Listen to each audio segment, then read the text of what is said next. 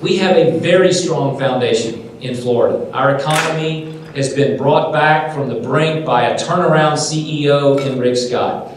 The numbers came out again this morning that show our unemployment rate is under 4%. Now, I'm just a Gator. I'm just, I know that some of you are from real schools, but I'm just a Gator.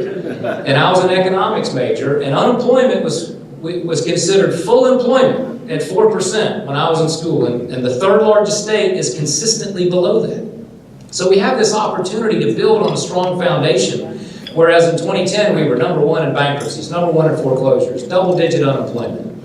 The issue now is how we take Florida to the next level and what role TaxWatch can play in that effort for us to build a more resilient, stronger economy with higher wage jobs and the diversity in our economy so that it's not only tourism and agriculture and home building, but financial services and healthcare and innovation and manufacturing. So what does a Florida First agenda look like? Because that's what I'm running on to be your next governor, is that Florida First agenda. And it begins with education. Because if we're going to diversify our economy, if we're going to have a more resilient economy, it begins with education.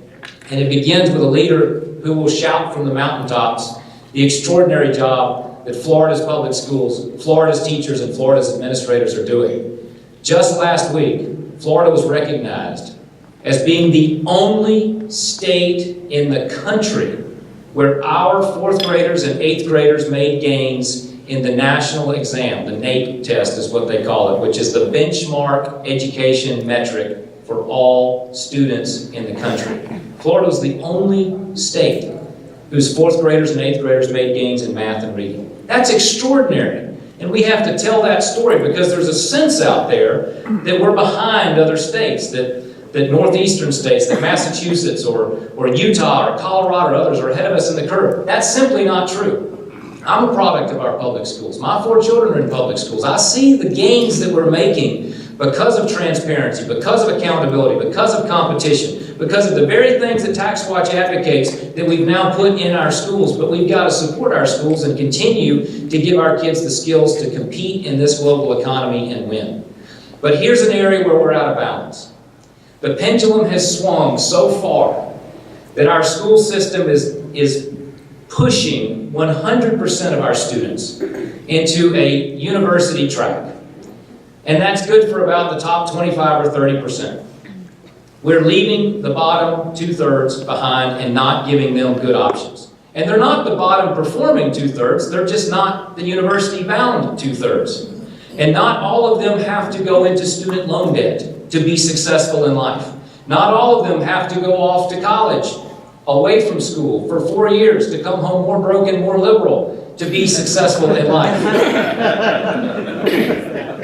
I believe that we need to share with our students and embed in the guidance counselors and change the mindset of parents to destigmatize these careers. We must restore vocational and technical and career training to our middle schools and to our high schools and stop treating our state colleges like a redheaded stepchild, present company excluded. They've been treated poorly. If we want the economy that we want, we have to have both world-class research universities and locally accessible, affordable, flexible degree options in our state colleges to produce the workers of the future. The state that's the fishing capital of the world ought to build more boats here. The state that put a man on the moon needs to lead the way in the next generation of technology and innovation for the next giant leap for mankind. Nursing's the #1 job vacancy in Florida. So when I talk about vocational and technical, I'm not just simply talking about construction trades. Although welders are making 6 figures, and pipe fitters at the port are making 6 figures, and the service tech at the Ford dealership, much less the Audi dealership, is making more money than an algebra teacher. But we're not telling our students that. Think back to the hurricanes. How many of you were out of power? I was, 6 days. 3 days is like the magic number before you have to really send in the UN peacekeepers to bring calm in the house. But folks, I guarantee you that people don't realize that those 30,000 linemen who came into Florida from out of state to restore our power, they all had a good Christmas. I mean, there were some bass boats and 4-wheelers purchased as a result of Irma overtime. You'll see a boat out on the water this summer named Irma in honor of the that made it possible. Nobody's telling our students that. And that's why it's so important. We say that we want to produce students who are college and career ready. We've only meant it when it came to preparing students to be college ready. And it requires us to destigmatize the culture of work and free enterprise and small businesses. Tennessee's ahead of us on this. South Carolina's ahead of us on this. Even Alabama. And man, I hate giving Alabama credit for anything. Even Alabama's ahead of us on this. We have to restore the vocational side of this. And this isn't just your dad's shop class. This is coding, robotics, cybersecurity, healthcare, financial services, as well as the trades. And we can do that. And when we do that, we will be even more prepared and even more resilient for the next housing bubble to burst, or the next impact to the tourism market, or the next outside force. And it allows us to better leverage the investments we've made in our airports and in our seaports. It allows us to create an I-10 corridor for manufacturing. It allows us to provide the jobs to the aviation and aerospace industries on Florida's Space Coast, which are moving more rapidly than they ever have since the Apollo program. What two private billionaires are doing for the commercialization of space in Florida in less time than it would take NASA to argue over procurement language is extraordinary. You think about Florida's role in the space program, we used to light the fuse. Today, we can manufacture the satellite, build the rocket, attach the propulsion, re-land the rocket within moments after launch, and prepare it to go again. One a week, every week of the year, which is the pace that Florida's on. That's an untold story. And if we're going to prepare the workforce of the future, for the economy of the future that we want in Florida, we better have somebody who knows Florida best and will put Florida first. We need an education program that re-empowers our local communities. We live in a state that has some of the largest school districts in America. Think Miami-Dade, Broward, Hillsborough. But in our state, we also have counties like Hamilton County, where I was just a couple of weeks ago. You know how many schools are in Hamilton County? Somebody guess. How many schools are in Hamilton County? One. Two. Oh. 2 schools. Next door to Hamilton County, one county over, actually, is Union County. Union County has 3 schools. 1 elementary, 1 middle, 1 high school. In Hamilton County, they had 5 schools, but they were in various states of disrepair, and in the name of efficiency, they consolidated into 2 brand new schools, K through 7 and 8 through 12. That community has rallied behind that concept. But do you think a cookie-cutter approach to education from Tallahassee is as good for Hillsborough, which is the 8th largest district in America, as it is in Hamilton County that has 2 schools? Where the person who's in charge of food service is also in charge of transportation, is probably also in charge of school security, and probably serves as the athletic director for the high school also. That's why the cookie-cutter approach doesn't work.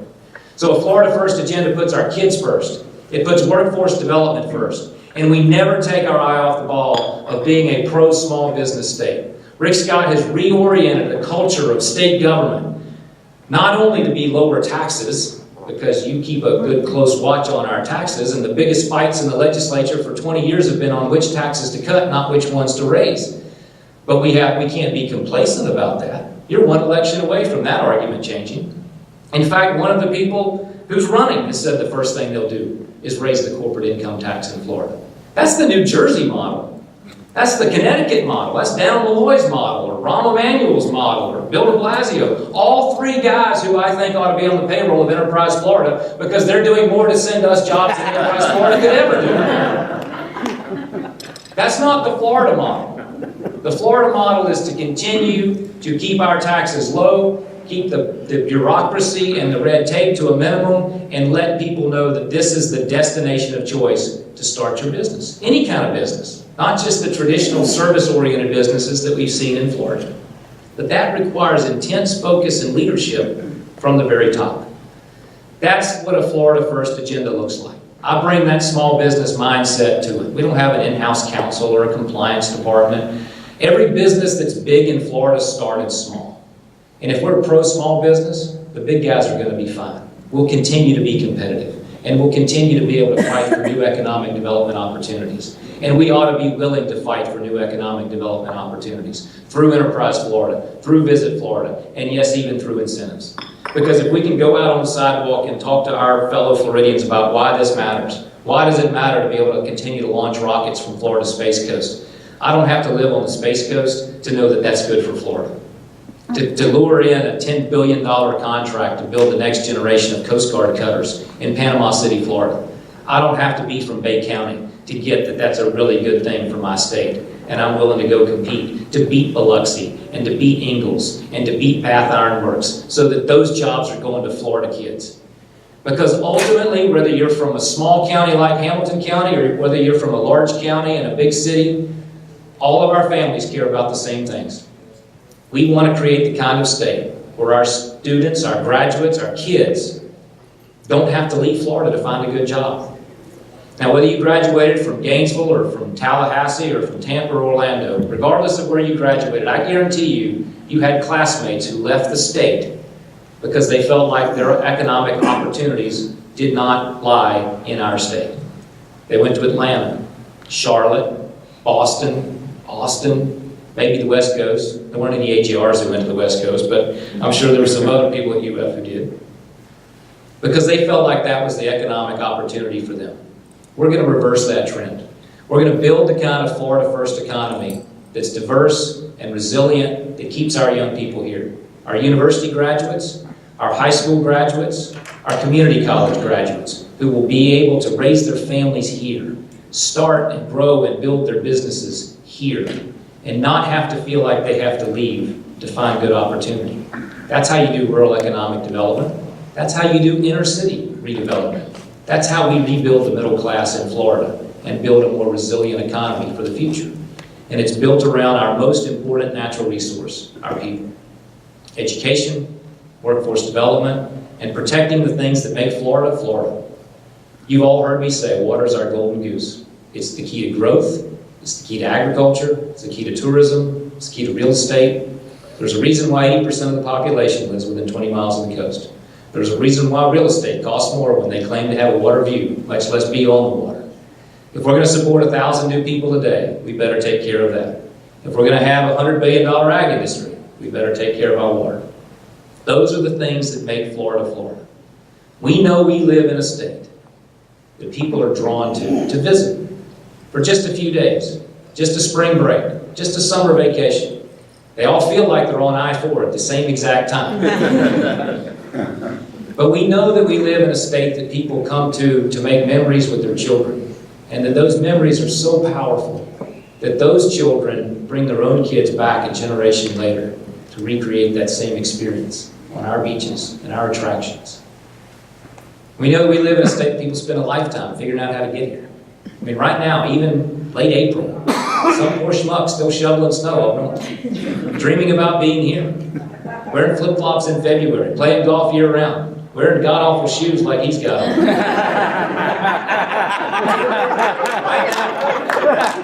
Sometimes he's dreaming about this lifestyle. I don't know why, but they are. But I want Florida to be more than that. I want Florida to be more than a prize for a life well lived someplace else, a cherry on top of a career built, created, expanded someplace else. If we get this right, we invest in our future, not just Band-Aids, but the real long-term well-being of Florida, in our workforce, in our students, in our families, in our small business climate. We'll be the launch pad for the American dream. And that's what a Florida First agenda looks like. Thank you all very much for the opportunity.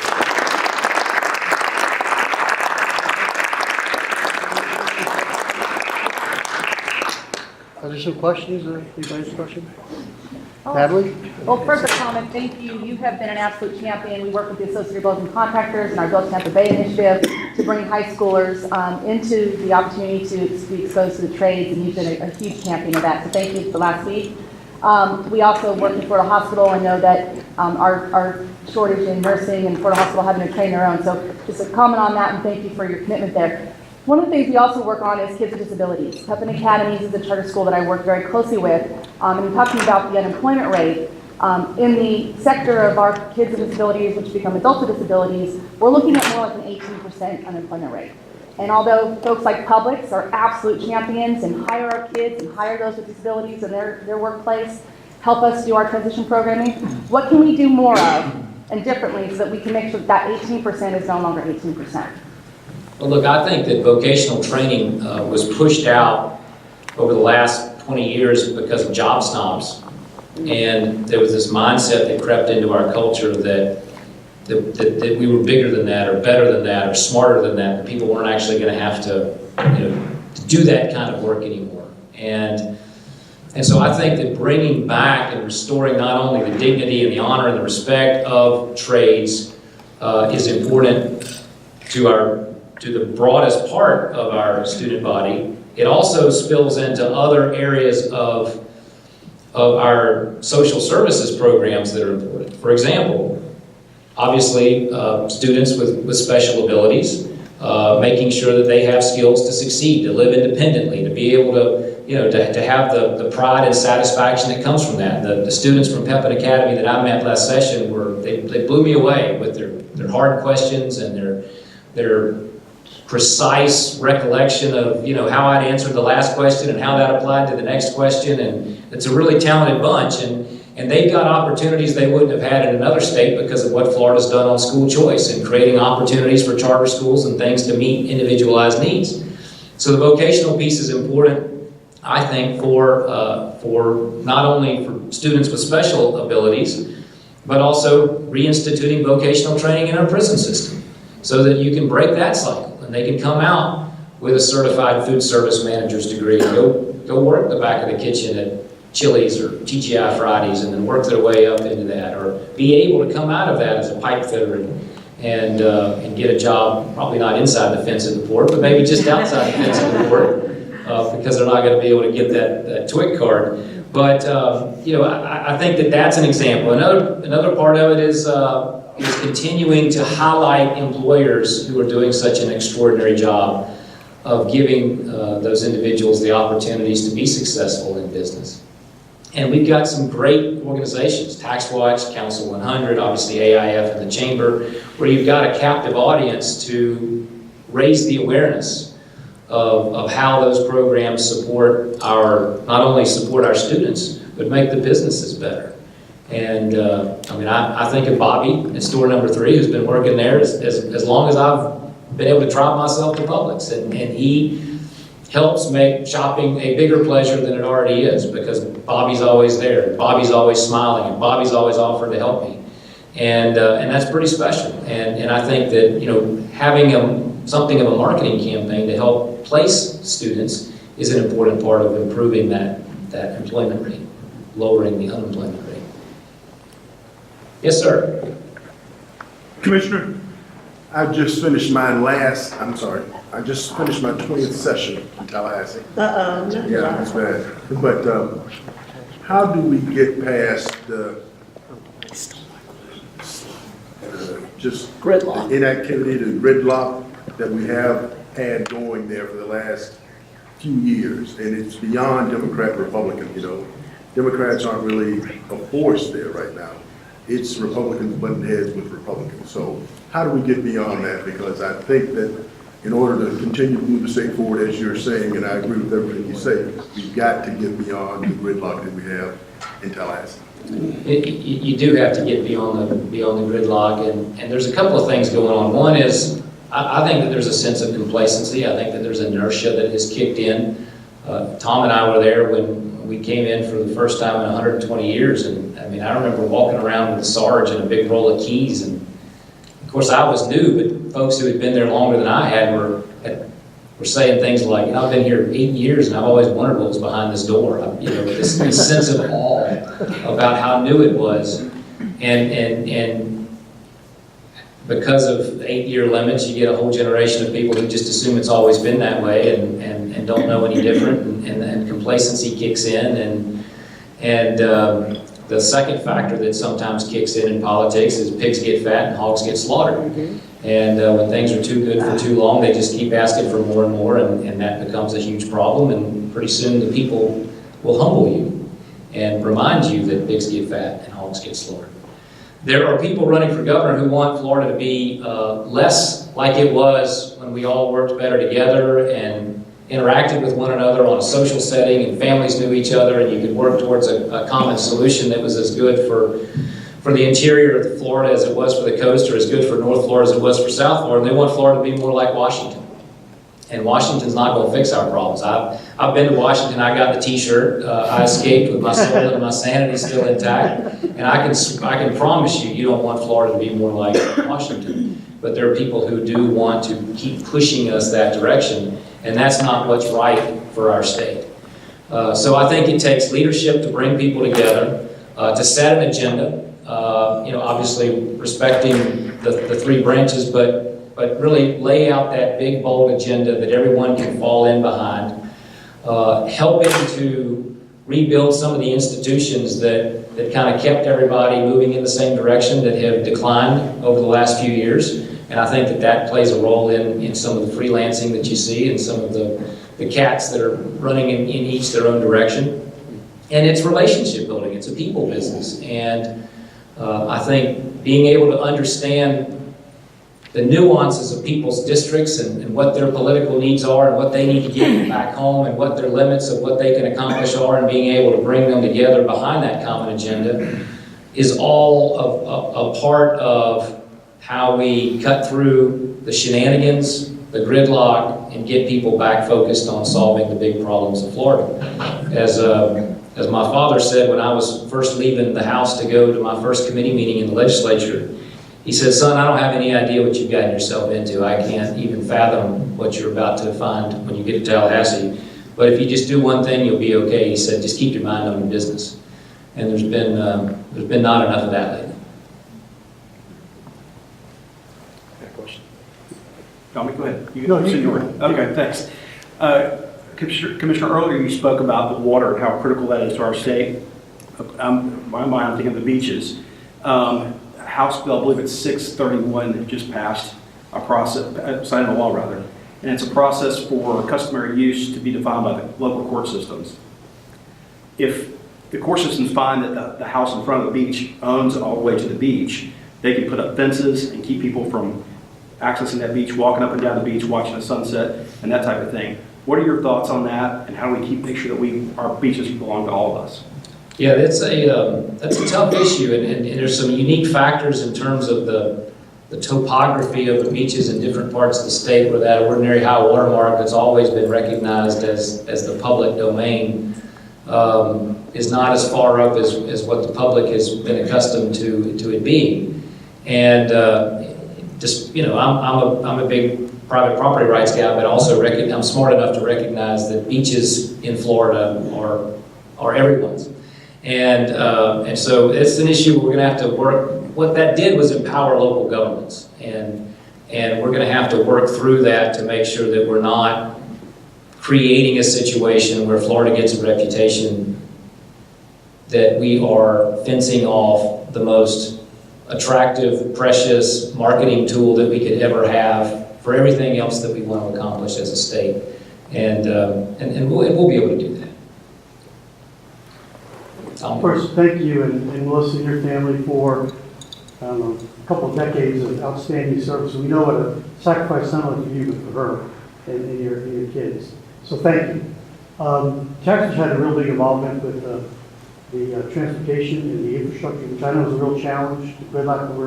It's a good problem because we have so many people coming here.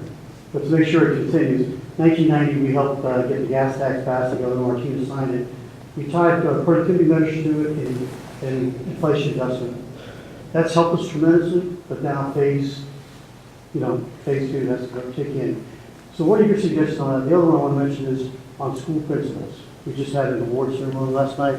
Omar Johnson was here as well, the State Board of Education. We recognize that we're doing a really good job because I think truly principal leaders, without them, you're not going to keep great teachers. And so we need to do more in that area. We've got a program to do that.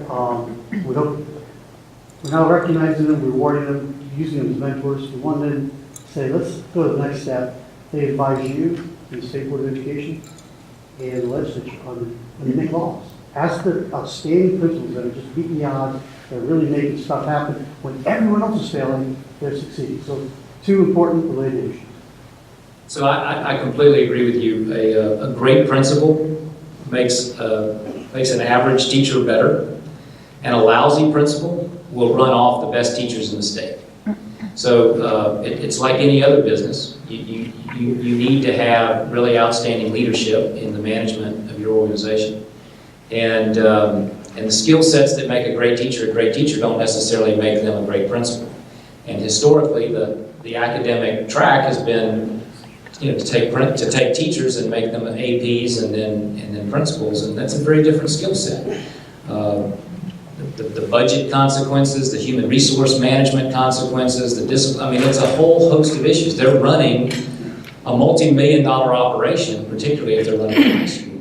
And that's not necessarily the same skill set of being able to enthusiastically convey knowledge and content in that classroom area. So I'm a big fan of supporting school-based administrator leadership, training, and skills, and then applying their lessons to what's actually going on in the school. So I commend TaxWatch for what you're doing on that, and look forward to making the most of it.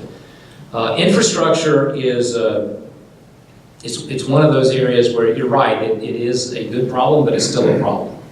We're managing growth in Florida. We're not managing decline. I'd rather have that problem than the other problem. But infrastructure is creaking in Florida.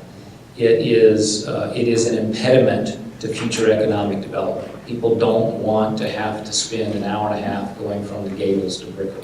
They don't want to have to spend 3 hours getting from Stewart to North Miami-Dade. I mean, it's just a real problem. And I hear about that more often than any other issue on the trail. I hear about some combination of traffic congestion, infrastructure needs. Even in Pensacola, they're concerned about infrastructure. So it is a real challenge. And you've got a couple of things going on there. Our formula, our method of funding new transportation infrastructure is less and less relevant as more and more people are driving more miles on fewer gallons of gas. So you're having more wear and tear on less revenue, and a significant shift of people away from traditional gas or diesel burning vehicles into hybrids or electric. And we have to find a way to capture that segment of the market so that they're paying their fair share for infrastructure. I'm not campaigning or running on a gas tax platform, but we certainly recognize that we have to have a funding formula for meeting our infrastructure needs that reflects how people are actually utilizing that infrastructure in the modern time. And then we have to have a regional approach to transit. Orlando is the only city in Florida that has 360-degree optionality. Everybody else got water on one side or the other. And in South Florida, they've got water on one side and the Everglades on the other, with two things that are off limits for new transportation infrastructure. So you've got a very narrow band of land to do anything with, and because the horse is already out of the barn in terms of growth, you're trying to adapt to the development that's already there rather than have green space development to plan it exactly how you would want it. And on top of that, we all know that there's this disruptive technology coming down the way. We just don't know how soon it'll be here. We don't exactly know what it'll look like. Will autonomous vehicles be trucks first, or will they be cars first? What happens when the broadband carrier goes down, like it did last week in all of Tampa Bay? Like, what does that mean if we've got all these autonomous vehicles that are dependent on that signal to prevent them from running into each other? What does it mean as we look at these things? What would it take for people to actually give up their car keys? And that's the key question. If you live in Wesley Chapel and work in downtown Tampa, and you're scared to death to ride transit because, number one, you're going to sit on the side of the road in 98-degree heat in August with a 3-inch rain every day about the time that you need to be at the bus stop in the afternoon, why in the world would you do it? And if you're going to be in a bus that's in the same lane that your car would be in, where you could be listening to your radio, eating, drinking your Diet Coke, putting on your makeup and texting your friends while you steer with your knees like everyone does now. Why would you give that up to go do that with 100 other people in a bus? So you have to have a transit system that people actually want to ride. And then the ultimate fear is that, if you're working at a law firm in downtown Tampa and you live in Wesley Chapel, what happens when the school calls you at 10 o'clock in the morning and says, hey, Johnny's sick and you need to come get him? Option one is you go down the parking garage and you get in your car and you drive to the school and you pick up your kid. Option number two is you go down to the bus stop and wait on that one to get there, and then you wait on that one to get to the next one you've got to change, and 3 hours later you're in Wesley Chapel. Nobody's going to give up their keys for that kind of a transit system. So we have to have a system that people are actually willing to participate in. And nobody's cracked that code. Tampa Bay and their regional area are moving forward, I think, with some great thoughts about connecting the university to downtown and connecting New Tampa to downtown, and they've got to find a way to tie in East Hillsborough if they want Eastern Hillsborough to pay for it, which has been the reason why it's gone down in flames for the last 2 elections. So, that's something that every region is working through, but transportation issues are going to be a vital part of what we face. And then finally, I'd say in the big picture, what we learned with Irma is that 75, 95, and the Turnpike are not adequate to evacuate South Florida from the storm. And we need to punch the Suncoast all the way up to I-10. We don't need to loop it back into 75 right at Ocala, Gainesville, which is the worst part of 75 that there is. I don't know, I'm not an engineer, but I'm pretty sure that's a dumb idea. Yes, sir. Commissioner, you really have us going with the Florida first. That's excellent. I think if you build on top of that, I'm from Florida and proud of it. Because all the things we're worried about, especially with the infrastructure and traffic, all the people who downgrade Florida have it worse right now, and they haven't fixed the problems. Every major urban area in the United States has traffic problems. Has people they can take the train, the subway, the this and that, there's still traffic jams, no place to park. They can't deal with anything. We apologize too much in Florida as opposed to brag about how good we are. We need to fix the problems, we can't be asleep. But you seem the type that can get excited to tell people, be proud that Florida's first, and you maybe want to become part of the first Florida. Thank you. Yeah, I'd be a pretty obnoxious booster of Florida. Thank y'all very much.